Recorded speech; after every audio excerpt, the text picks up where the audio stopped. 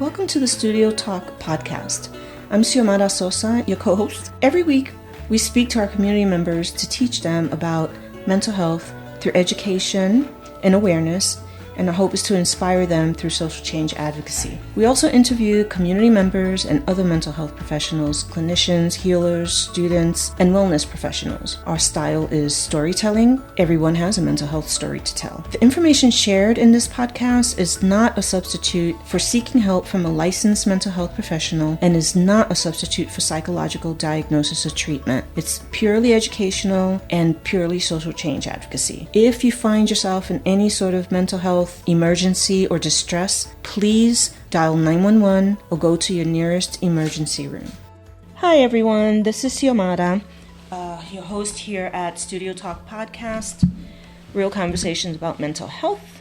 I am here with my co-host Lisa Early, and it's just us today because Victoria is just living her best life. She's busy. She's super busy. She's got a lot of life transitions going on, so we're being supportive and we're here for her. So it's Lisa and I, so we are going to talk about, our conversation today is about bigoted comments or posts and mental health, because I always try to bring it on back to how it affects mental health. Yes. So, and by bigoted comments and posts, we mean all bigoted comments and posts, not just the one that I just recently experienced. So just to give you guys a little frame of reference, this episode is not going to be about explaining who the others are that the bigoted comments and posts are about. So we're not going to get into the hows and the whys. We should or shouldn't understand why a person is, you name the group, that group, whether they're illegal immigrants, which I don't like the word illegal, but undocumented people, whether it's people in the LGBT community, whether it's anyone of color. It doesn't matter, women. The point is that they're marginalized, vulnerable, and or considered others to people. Right. And these are the people that tend to get, it's just like the bigoted comments. It's just such a perpetration, I think, of this. We can be nasty about. We can make all because we don't agree. We don't like it. Goes against our religion. Whatever the hell the reason is, right. is these comments are not kind. They are unkind. A lot of them are based on misinformation and opinion, as opposed to science and social science, or even biology, or even clinical information. Is just some sort of personal opinion and how God, me, or the world doesn't agree with this, so therefore there must be something evil and bad about it. And I respect the right for everyone to have their own opinion, their own perspective, their own whatever. Everybody has an opinion. Yeah. I'm not interested in trying to change. I mean, I do social change advocacy, but it's not social change advocacy is not about trying to change the minds of people who are what I consider, the problematic thinkers, the problematic opinions that have all of that.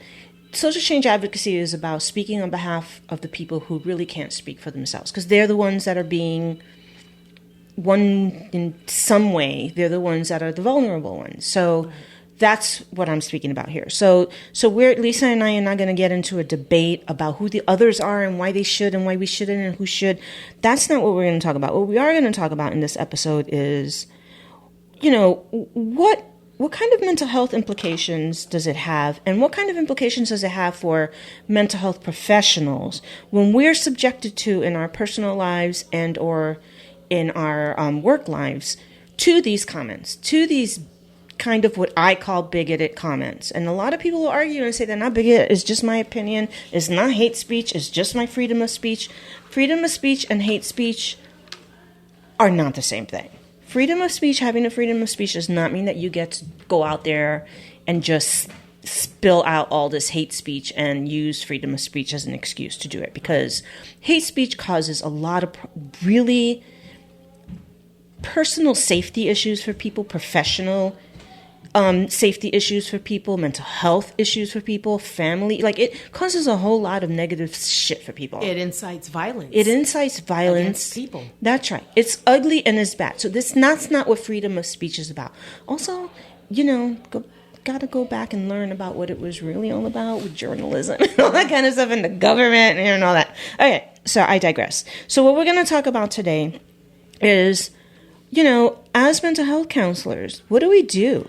What do we do, especially if the population that we serve falls under the community of people who are constantly being, in my case, the majority of my population is always under fire by people in their very, very hostile opinions and feelings and whatever, what do we do? How complicit am I if I let people get away with these kind of things? And how painful is it for me that these are people who I consider friends or family, and they're making these comments, and then I'm the one dealing with, first of all, how that makes me feel because I have friends and family who falls under those sort of umbrellas. Right. But then at work, these are populations that I work with, that I help with all sorts of issues that have nothing to do with the fact that they are identified as they identified. It's more of the result of their identity and how other people in society responds to it that they have some serious issues. When and how to speak up against some hate speech that you might be hearing. Yeah, it's really something. And so something happened with me and a longtime friend on a Facebook post that was posted, and this one specifically had to do with transgender people. And I'm not going to get into explaining the whole transgender spectrum and who identifies as that, and male to female, female to male, or gender reassignment surgery, or the science, or anything around that. If that'll be a whole nother episode to sort of do some education around those issues, around the science, around the definitions, around the titles and all that.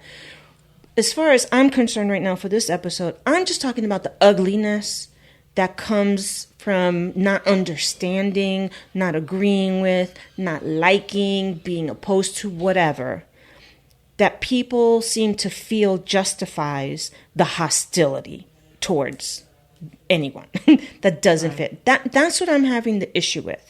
So someone who I feel I guess I was surprised about and hurt, posted a really unkind, very unkind, and very incredibly misinformed post about transgender people and sex reassignment and whatever, So it hit me. And I usually don't kind of have any feelings about anything posted on Facebook or whatever. I just sort of let people, because it's their space, it's their time. Right. So, I'm like, it's their space. I don't have to listen to them. I don't have to follow them.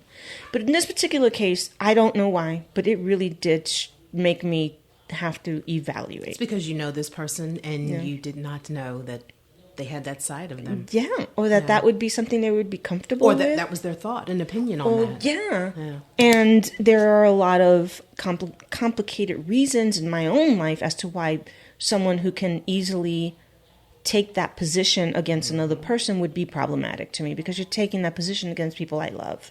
I have family members, I have friends, I know people who are part of that community, who are very lovely, loving, well-rounded, adjusted people, living their best life, doing no harm, and being happy when they can be in alignment with who they feel and believe that they are.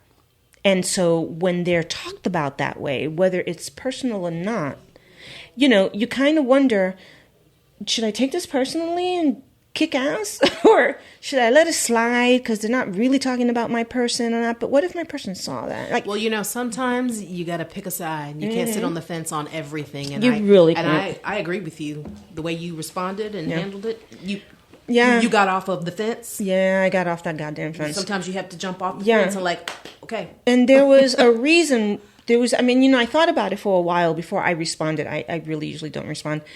And I responded with a long, thoughtful, well, it wasn't really long, but with a thoughtful, kind, educated, personal and professional response as to why I was not okay with it, as to how I would prefer to resolve this, as the misinformation being harmful or hurtful to people I love, and also as a professional who tries to help people in that community heal and succeed and thrive and be safe and healthy. It's important to me that the people I associate with sort of support that and align with that. Or at least respect it.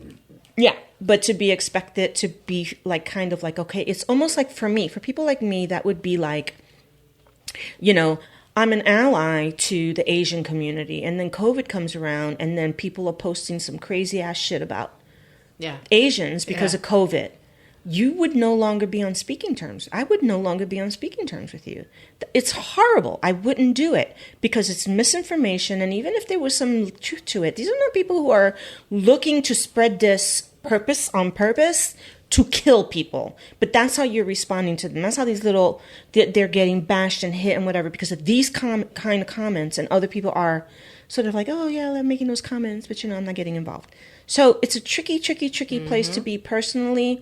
And then on top of that, I think what complicates it as a mental health person, all mental health people need to be cognizant of whether or not they're being complicit with bigotry, And I think Black Lives Matters really brought that out with therapists and mental health people who in their careers have really behind closed doors been complicit to sort of like almost perpetrating that kind of thinking, even if it's in a covert way. And then now all of a sudden you have to sort of answer to, why didn't I hire that one Black person? Why did I think that?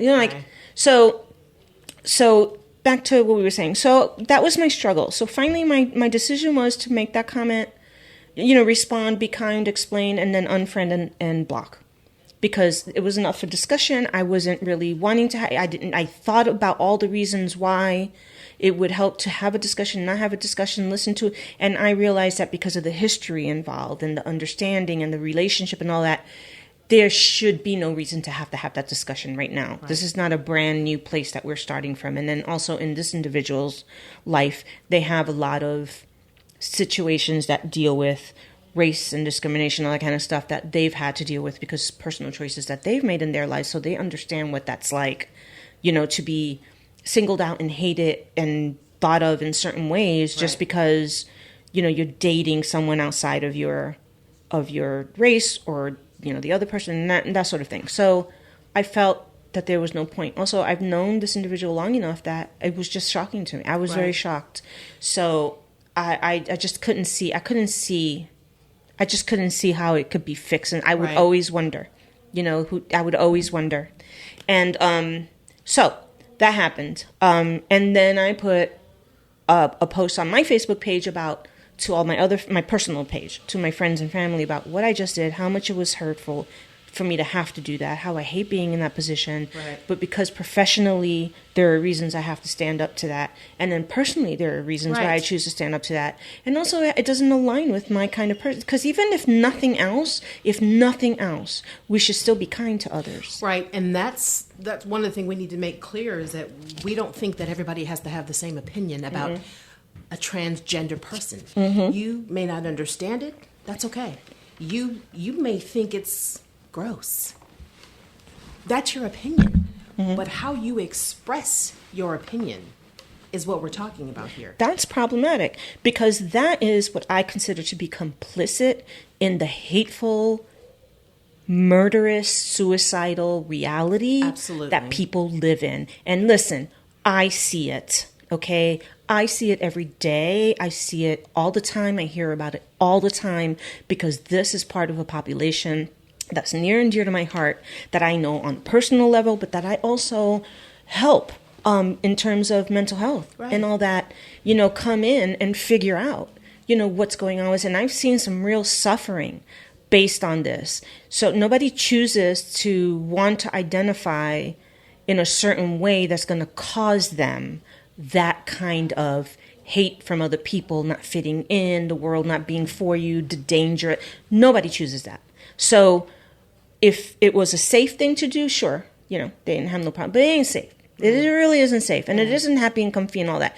Very rare for, it's a long journey. So I, as a social change advocate, speak on behalf of people who maybe can't speak for themselves in the moment. And in this moment, that's what was going on. Right.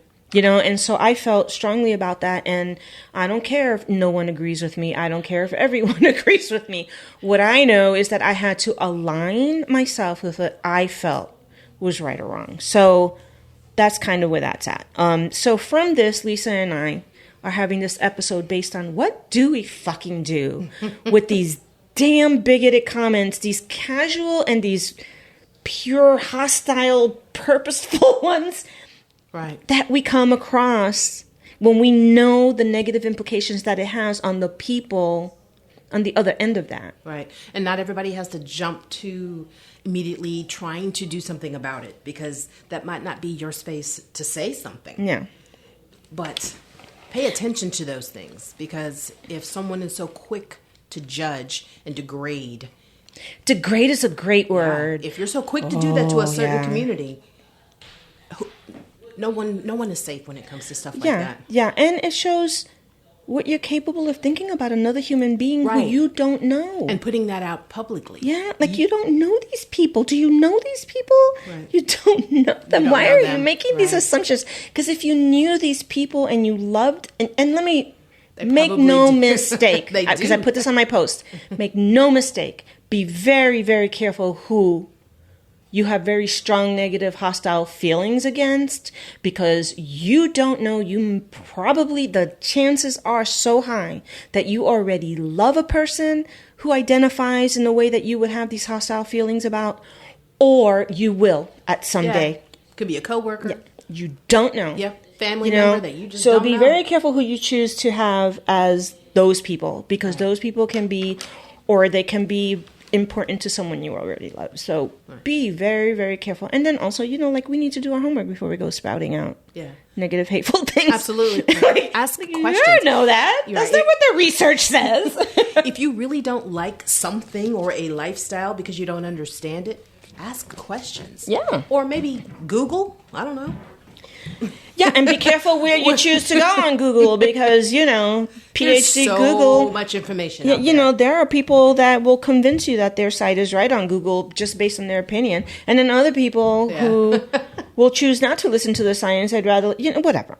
I'm just saying, be very, very careful with what you choose to tolerate within your own circle of friends. Right. Colleagues, all that. I mean, I always advocate to be safe, because, you have to be safe. What if you're not going to go stand up against somebody who's literally going to shoot you if you disagree with them? That's why I said, you got to be mindful of who it is that you want to take to task. about There are something they people said. who I would not, because they're dangerous. They're not interested in social justice. They're not interested in fairness and anything like that. What they're interested in is they're getting something from the hate. So they're not going to care. They'll shoot you in a minute. They'll kill you in a minute. They'll whatever you in a minute, So, and then other people won't do that. They just won't care what you have to say. And they're going to continue on their, never ever has like Victoria says, never ever has a Facebook argument ever solved the Facebook argument, like changed anybody's mind about anything. Like those political rants. You're not changing my mind. You're not changing anybody's mind on Facebook about anything. All you're doing is exposing yourself. Yeah, and even if the person agrees with you, a decent person would say, I agree with you. I'm not sure, though, that this is a kind thing to sue or date. We're not Karens. We shouldn't be on here doing and saying these things, because we don't know. And it's not about people being snowflakes and you're going to hurt their feelings or anything like that. It's real people that you're talking about, and they're complicated worlds and situations that you are affecting, And by affecting, I mean somebody's child might commit suicide that night because they don't want to live a life listening to people talk about them like that for the rest of their life. And the sad thing about it is there's some people that's their goal. Mm-hmm. They want people of that community to not exist. Yeah, they want to legislate them away. Yeah. They want to argue them away on Facebook. And whatever the community is, whether it's transgender, whether it's illegal immigrants, and I don't like the word illegal, but that's what people know what I'm talking about when aliens, I say that. Illegal aliens. Legal I don't aliens. like aliens. Yeah. To me, they're undocumented, and that's the way I refer to them. But when I say illegal, it's because that's what most people, normally when people are using that term, they're using that term either out of ignorance or out of hate, because they want a certain connotation associated with these people. So there's that. So let's give some examples of what we're talking about, Lisa. So I love this example here about what to do when it's in your family. So these are some examples that this article I read gave. Your brother routinely makes anti-Semitic comments. Your neighbor flippantly uses the N-word. which I refuse to say, so you can say it if you feel comfortable, but I don't say that. It's ugly. Anyway, wait, where is that? Yeah, okay, so... The one regarding the brother. The brother who routinely makes anti-Semitic comments. The neighbors using the N-word. Your co-workers ribs you about your Italian surname, asking if you're in the mafia. Your classmate insults something by saying, "That's so gay." And then you just stand there in silence thinking, what can I say in response to that? Yeah. Or you laugh along uncomfortably. Or you're frustrated and angry and you walk away without saying anything, thinking later, I should have fucking said something. Yeah. Right? So what do? Family, friends, clown, Well, within the family, it depends on the kind of relationship that you have with the person that's making these comments. If you are able to speak to your brother in a real frank, open way, I'd call him out. Mm-hmm. I'll think of my family. Yeah. My brothers don't speak that way, but I would call them out in a second. Yeah. It'd be a real conversation that we were going to have about, these comments. Excuse me. No, we don't do that. Right. It's now when we start talking about your neighbor, what kind of relationship do you have with your neighbor? If it's just hi and bye, that's going to be a little harder. Yeah. But why would I why would I even, I live in a place where I'm not a Trump person. I wouldn't be a Trump person whether he was a Democrat, an independent, or a Republican. I'm an independent if anybody is interested. I am an independent, okay? I don't care how this person's whatever political... I don't like him. I just don't. I don't like the kind of person he is. I never did from before. I didn't during, and I certainly don't now. Yeah. I think he's just an ugly person who has nothing good to... Well, we know of Trump from New York. Yeah. The New York Trump I tolerated because it was sort of like he's just a fixture that we all time. But when you're affecting other people's lives, that's a whole other reality for me. So, but I have neighbors that have put up, their little flags that say, "Don't blame me, I'm Trump," and Trump, whatever. Do I feel some kind of funky way about that? Yes. Yes. I do. I feel some way about that. I don't like it because you don't know what trouble it's caused people that I know. But is it worth the fight for you? Am I going to go over there and say, "Take a stupid flag down"? No. Am I going to hate my neighbor? No. I'm not. Well, I ain't going to go visit you. We're not having dinner. Yeah, I'm not coming over to visit you, but I still have the neighbors. They wave. I wave to them. They smile at me. I smile at them. And that's just the nature of living amongst people. They ask me how to do it, and I like them. I think that they're very friendly, sweet people. I like them.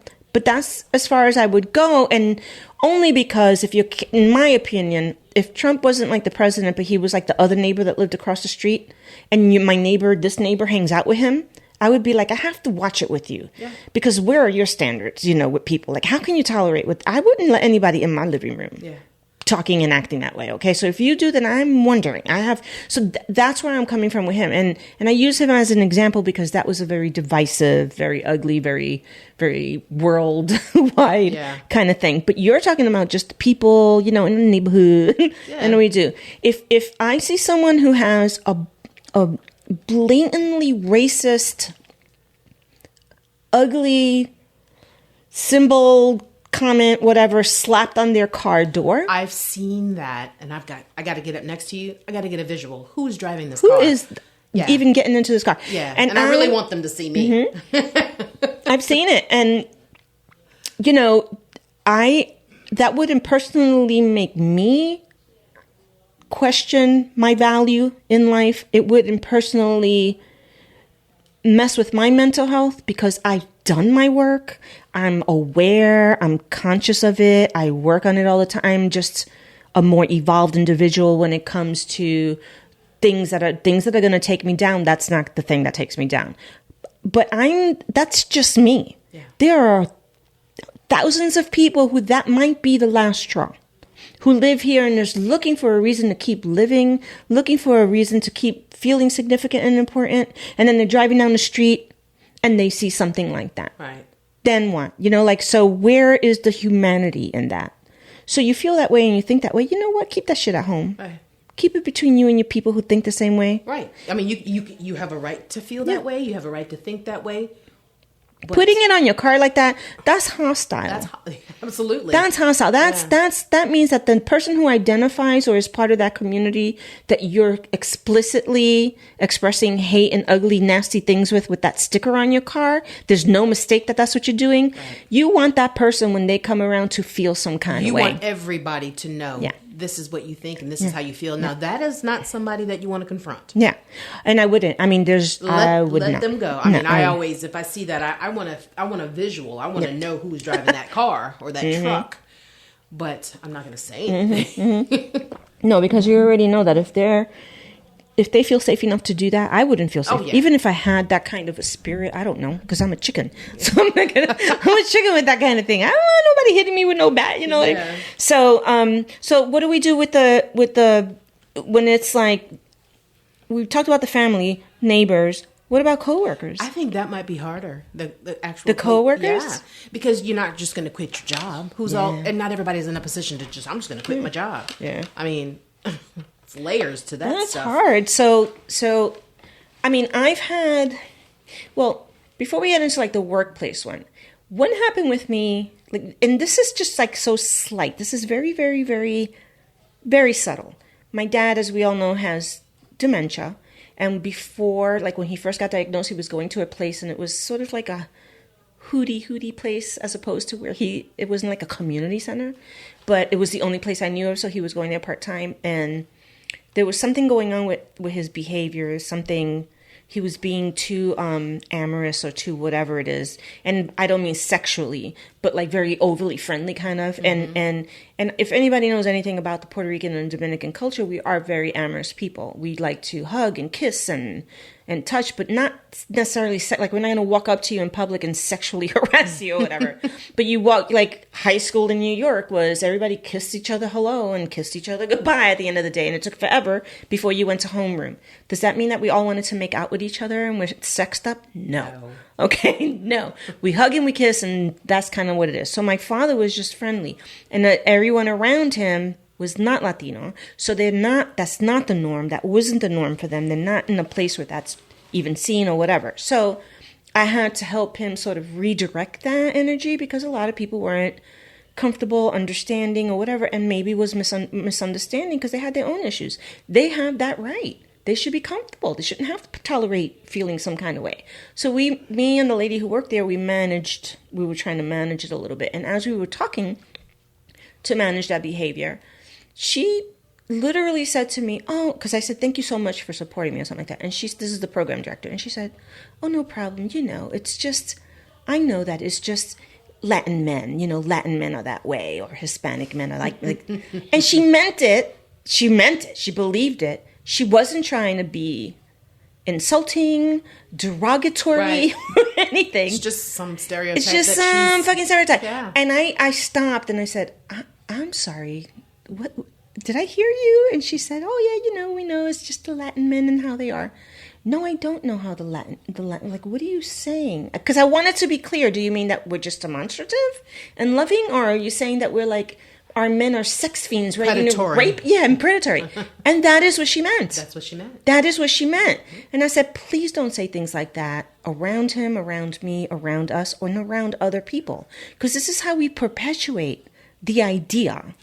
See, you got off the fence on that one. I got off the fucking fence on that one. I was because then I'm thinking my little nephew who was like 6 and he has to put up with that shit, and then my brothers who are very come on. Yeah. Come on. That is a stereotype. I was really not okay with that. And she apologized and whatever, and I got that it was just cultural competency missing and all that kind of stuff. I got it. We made up. It was fine. And the way you addressed her, you didn't attack her for that comment. That was a teachable moment, and that's what you used it as. Yeah. I mean, you were hot. I'm sure you got, your face probably got hot. Yeah. And I wasn't like the sweet darling that I'm known to be. I was... Yeah, but you didn't cuss her out. Yeah. And luckily she responded well, and she never said that again. But, who knows? Okay, so why is this a problem? Why do we have a problem with this, Lisa? With these sort of comments and things? Why does the mainstream people who don't have to deal with those sorts of things... wonder why we have such issues with these things. Well, specifically, we are in the helping profession, so we see all sides of hurt, pain, joy, love, and how it affects a person's well-being. They're sitting in front of us, and we are getting to the heart of all the matters. And comments like that just really, it may seem so easy for someone to say something, oh, that was nothing, I didn't mean anything by it, but to the next person who hears it all the time. Yeah, that was a knife. Yeah. And they deal with it, and they, like, to the one random person who heard that one, like, whatever Latino thing or whatever. But if you're that person hearing that all the time in every way, shape, or form in your life, then it is going to be problematic. That's to someone else to just casually and flippantly use the N-word if you're in the African-American community. Like, why? There's history involved in that. There's a reason why we shouldn't be told we need to get over it. Yeah. Or people shouldn't be told if they want those statues knocked down, it's for a reason. Because they don't want to be walking around looking at us as an American community, glorifying people who were incredibly racist, incredibly violent, incredibly destructive towards that community. They don't want to be seeing that. They'd rather see their heroes up there too, protecting and saving and whatever. So I get it. Do I care whether the statues go up and down? That's not my fight. I don't fight it. But if I'm asked to support it, I'm going to support the shit out of it because I get it, you know? Am I going to support somebody, which it has been said, someone who is on the other side of that? Oh, shit, man. They just need to get over it already. It's been years. Why are we losing all of our statues over this? They should get, really, really, this is what you say to a people. Yeah. You just get over a history. Because it's not about the statue. It's the history behind it. You don't tell a person that. You don't tell a person to get over being a sexual assault victim. Get over being bashed because you're part of a community that we just literally beat the shit out of them and send them to the hospital. Oh, he's a gay guy, so, that's what we do. It's okay. Yeah. No, you don't get over it. This is something you remember because you don't want it to be repeated. Right. You want to kind of rectify that. So that's just part of it. So, well, when you look at someone's intent... Yeah. Just we'll use the example that you just gave of the woman at the facility where your father was. Mm-hmm. She was saying trying to relate. Yeah. That's exactly what she was trying to do. She was trying to relate. And that's some stereotype that she's heard and she believed it. Her intent wasn't to be nasty or derogatory toward your father. That wasn't her intent. No. So the example that you gave earlier with the Facebook stuff, her intent was to inflame. I think that was her intent. I think so. It was, this is my opinion about those fucking people and screw them if they, it was just very, so her intent was clear. Yeah. That's the difference. To me. Probably to her it wasn't. I cannot speak for her or anybody else because this is a lovely person that I've known for a really long, long, long time. So that's why this particular post just seems so out of character. Well, that's why I remember I challenged you on that a little bit. Yeah. Because I think that's who she is. Yeah. When you post something so nasty about a group of people that you don't even know. Yeah. Or you don't know that you know. Yeah. So nasty in public, and you click post, you hit that little button on Facebook to put that out there. So you want that statement to represent how you feel and think. Yeah, that was sad. To me, that's you. Yeah, because you could replace that word transgender with anything. Anything. You can replace it with those women, that kid, those people, those black people. She wouldn't say that, though. Whatever. You can replace it with anything, and it's still ugly. Exactly. So, I really just... Right. If you don't understand because you don't agree with what they're doing. Listen, lots of people want to go have abortions, and lots of people have opinions about them having abortions. Right. I don't hear people... I mean, if you're going to complain, it's sort of even if a person isn't transgender, and this is not about their gender dysphoria and their clinical issues and their biological issues, and they just freaking feel like it, and they can, who am I to fucking judge that? Right. Who am I to judge why somebody wants to have a boob job? Who am I to judge why somebody wants to remove them? Right. The brand. I don't care. Exactly. Oh my God, I don't care. The rant could have been full of questions and I don't understand this. It's making me uncomfortable. Yeah. That's not how I took it. Right. I don't know. No, versus like these disgusting, nasty, whatever she said. Yeah. Okay. I didn't feel okay with it, and that's really that's important to me. You got off the damn fence on that one. I don't, and plus, I love transgender people. I don't like listening to them be talked about like that. It's very painful because they're just so lovely. To me, they've always had a special part in my heart because for as long as I know a lot of people know I was born and raised in New York. So we were multicultural and diverse and inclusive way before that was a thing. So, and even if you didn't like whatever, you just sort of like stayed on your side. Like, and not that I'm saying that there wasn't racism, shit and stuff like that out there. I'm not saying that. But I'm saying for me, growing up there, like I never had to worry about whether my friend, like I just didn't think about. Yeah. It just wasn't something I think like, do we go bash the gay guy? Like, no, I'm sure people went through that. Yeah, that's just not one of those people. Him. Yeah, we weren't those people. So anyway, yeah, so yeah, people just be kind. But at work, it's super tricky. Like, what if it's your supervisor? Oh, what if it's your supervisor? There's a story there.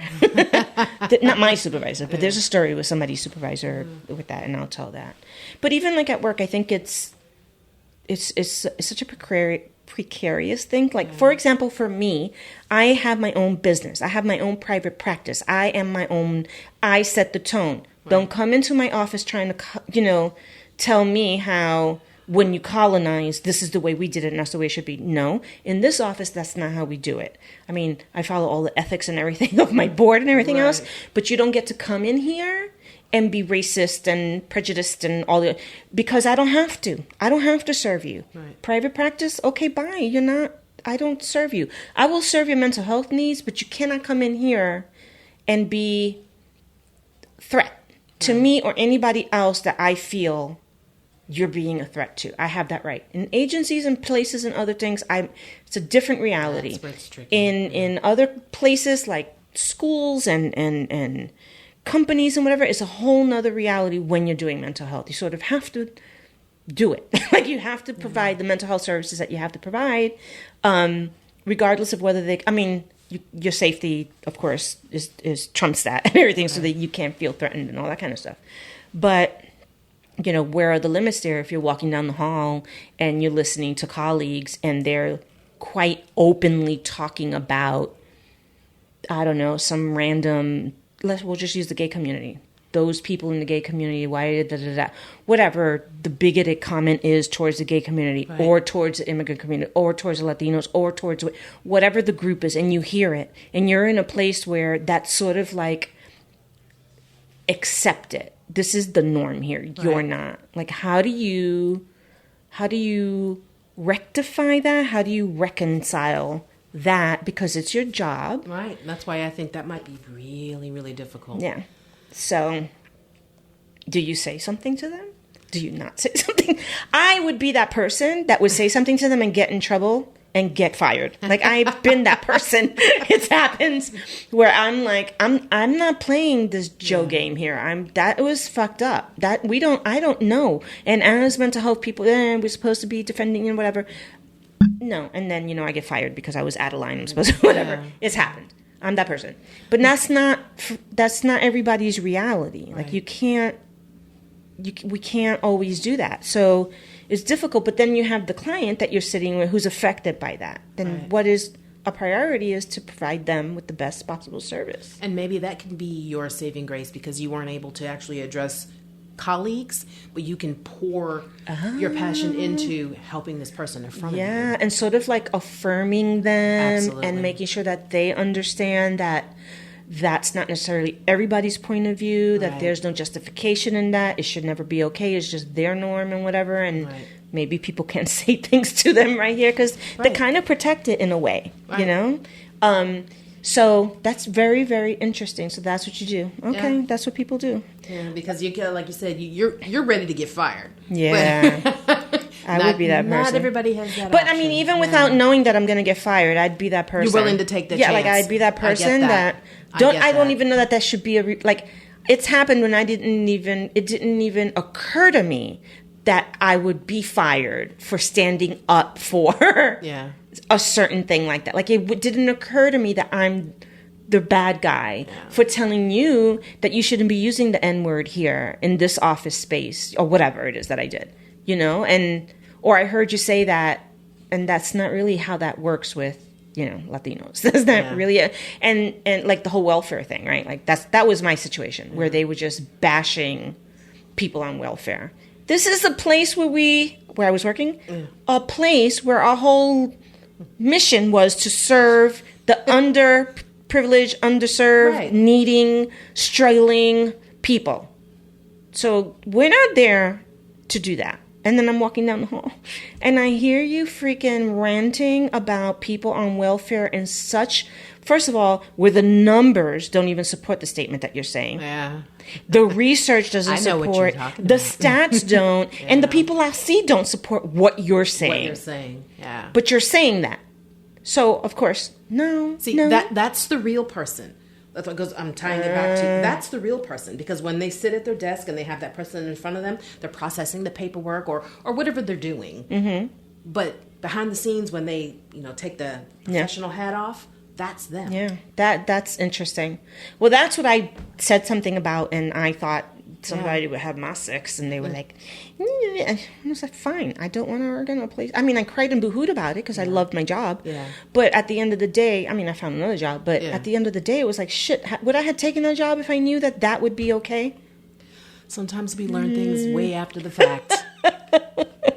So there's that. Okay, so we talked about the neighbors and the friends. We talked about the family. I think one of the things with the family, I think the family is the trickier one, because in my family, we have like staunch Republicans, we have super liberals and super Democrats, and like we're all over the map in my family. And I feel like I'd tell somebody to go shut the fuck up in a second. Yeah, no, we do, and everybody's able to have these little arguments and fights and whatever. And I mean, like when Trump was around, there were some fallouts, and then making up, but there were some fallouts, and I think everybody experienced that with people and neighbors and everything. But I think that with my family, I don't ever really feel any kind of weird way or thing when they're talking their politics or whatever, as long as they're not being hostile and ugly to a particular group for some reason. Yeah. Like if they're talking their politics and they're talking their whatever, and God, they just get on my nerves. Yeah. Too much. But when they start like bashing a group or something like that in support of their political opinion, then I get involved. I guess I'll be grateful that everybody, all of my immediate family, we all are on the same. Are you all on the page. same? Oh, no, we're not. My gosh, we have from all the way to the right to all the way to the left, and then people like me, kind of like independent in the middle, sort of like, I can see both sides. Yeah. I don't agree with you, but I don't agree with, like my younger brother is like, he doesn't follow shit. He'll be like, okay, I don't know nothing about nothing. I don't care about that. Yeah. But everybody else is engaged. They know what's going on, and we're all on the same page. So and then at the end of the day, I know that the majority of people in my family, regardless of where they land, I have seen them prove what they'll do if push comes to shove. Yeah. And they always, from my memory, have chosen the right thing to do. They always help those who need help. They don't do like that. Oh, they don't count. I'm just like, I haven't. Yeah. Oh, maybe I just have a way of keeping them away from me so I don't see it. But that's not necessarily what I've experienced. But I know a lot of my clients have, and I have people have lost their family over stuff like that. And so basically, and I just want to say, for everyone who's saying, what about us guys, us people of color, non-LGBT? Yeah, you know what? You count too. So, phrases like redneck, white trash, just joking uncomfortably. I don't like those phrases. Not necessarily because I get offended by it or not, but I know that when my friends and family have used those terms, they've used it in a negative way. So if you're calling somebody a hillbilly, for example, or, a redneck or white trash, and I don't like those terms, not gonna lie, because I know that their history is not supposed to be nice. But when it's used, and I know that it's being used to put down people because they're white, and you don't know anything about those white people over there, and you're calling them white trash and red and white. You don't know them. You don't know, like, it equally bugs the shit out of me. Okay, so this is like equal opportunity situation. Yeah, it's like saying all about something. You don't know all of anything. Yeah. So I don't know that there's an answer necessarily to what you can do. I will say this, that I know it caused me distress to see that. And it caused me distress because I know people in the community, I helped and all that. If I didn't know people in the community, and if I didn't help people in the community, I probably would have also. And if it distressed me, I can imagine if I am the one being talked about in that way, right, misunderstood or not listened to or thrown under the bus or whatever. Right. There are serious mental and emotional implications involved in that. And like I said earlier, suicide rates and homicide rates in the transgender community in general is so rampant just because of that term. And that's what I'm trying to avoid. People don't need to be dying and killing themselves because of somebody's making them feel like that's what's going to happen, you know, kind of thing.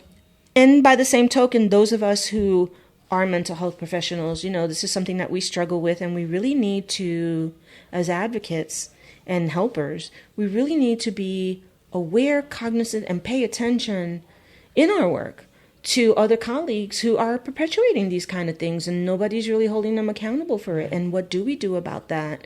And how do we do it? In my case, I can say something to him because ain't nobody gonna fire me. I'm my own boss. Other people can't say that, so maybe a podcast is the way to express how wrong that is. Yeah. You know, an op-ed or something, not naming people or whatever. But there are ways that we can be, you know, we can step up and do the right thing, and we can be social change advocates in a safe way that makes sense. But I don't know where we were necessarily going with this episode. I just know that it was we changed our topic to talk about this. It was necessary. And it's important to have these conversations. You know, if a lot of these conversations had been had before Black Lives Matters happened about why that even came to be, maybe holding people accountable for making comments like that. Like, we don't know. I don't know. We don't know what we don't know. But I do know that as decent human beings, we need to really take that uncomfortable step towards letting another individual know, this is not okay. Yeah. Let's be a little kinder about this, you know. And that's where I'm going to leave it until we do our next podcast. And, you know, again, people, reach out to us, give us your opinions, tell us if we're wrong, tell us if we're right, respectfully and kindly, because you will be. You won't hurt our feelings. Yeah, you won't hurt our feelings, but you don't get to abuse us either. So yeah, you'd be shut down for that. But let us know if you've experienced this, if you're confused about this, how it's affected your mental health, how you've seen it affect other people's mental health. Do you agree? Do you disagree? Like, what's up? Right. Let us know. And with that, we're going to sign off, right, Lisa? Yes. We're going to sign off. Thank you for listening to us, everyone, and wishing you a great week, and take care of your mental health. See you next week. Thank you. Bye. Hey everyone, Victoria here. Thanks for listening to Studio Talk. We hope you enjoyed our conversation into all things related to mental health. As always, you can head over to Studio Talk on YouTube or on Xiomara's website at thex-studio.org, where you can click on the podcast tab on the top menu. Sign up for our email list is there, as well as check out all the links and resources, including Xiomara's website, in the show notes. That's all for this episode, and we hope to see you next time. If you are experiencing any psychological distress, please call 911 or go to your nearest emergency room.